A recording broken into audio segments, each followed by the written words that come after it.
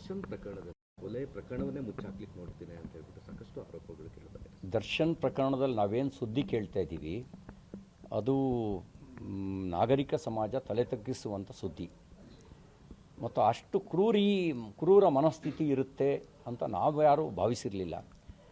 ಕೆಲವ್ರು ಹೇಳ್ತಾರೆ ಈ ಸಿನಿಮಾದಲ್ಲಿ ಹೀರೋಗಳಾದವರೆಲ್ಲರೂ ನಿಜ ಜೀವನದಲ್ಲೂ ಹೀರೋಗಳಾಗಿರಲ್ಲ ಅಂತ. ದರ್ಶನ್ ಅವರು ನೋಡಿದಾಗ ಅವರ ಬಗ್ಗೆ ಬರ್ತಿರುವಂಥ ಕಥೆಗಳನ್ನು ಕೇಳಿದಾಗ ಅವರು ಸಿನಿಮಾದಲ್ಲಿ ಮಾತ್ರ ಹೀರೋ ಆಗಿದ್ರೇನೋ ಅಂತ ಅನಿಸುತ್ತೆ. ರೇಣುಕಸ್ವಾಮಿ ಅವ್ರ ಕುಟುಂಬಕ್ಕೆ ನ್ಯಾಯ ಸಿಗಬೇಕು. ನಮ್ಮ ಪಾರ್ಟಿ ರೇಣುಕಸ್ವಾಮಿ ಕುಟುಂಬದ ಜೊತೆಗಿದೆ.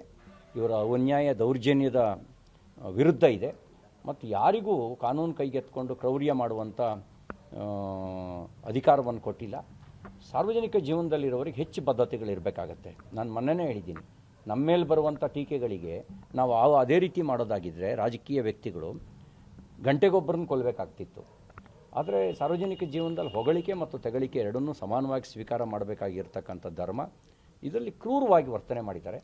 ಆ ಕ್ರೌರ್ಯವನ್ನು ಯಾರೂ ಕೂಡ ಸಹಿಸೋದಕ್ಕೆ ಒಪ್ಪೋದಕ್ಕೆ ಸಾಧ್ಯ ಇಲ್ಲ.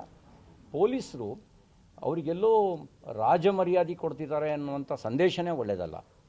ಅವರಿಗೆ ವಿಶೇಷ ಸವಲತ್ತು ಕೊಡ್ತಾ ಇದ್ದಾರೆ ಅನ್ನುವಂಥ ಸಂದೇಶನೇ ಒಳ್ಳೆಯದಲ್ಲ. ಆ ರೀತಿ ಸಂದೇಶ ಇದ್ದರೆ ಬಲ ಇದ್ದನಿಗೆ ಒಂದು ನೀತಿ, ಬಡವನಿಗೆ ಒಂದು ನೀತಿ ಅನ್ನುವಂಥ ಮೆಸೇಜ್ ಹೋಗುತ್ತೆ. ಬಡವ ಮತ್ತು ಬಲಹೀನ ಬಲಾಢ್ಯ ಎರಡನ್ನೂ ಸಮಾನ ದೃಷ್ಟಿಯಲ್ಲಿ ನೋಡಬೇಕು ಅಂತ ನಮ್ಮ ಸಂವಿಧಾನ ಹೇಳುತ್ತೆ. ಸಂವಿಧಾನಕ್ಕೆ ಅಪಚಾರ ಬಗೆಯುವ ಕೆಲಸವನ್ನು ಕಾಂಗ್ರೆಸ್ ಸರ್ಕಾರ ಮಾಡಬಾರ್ದು.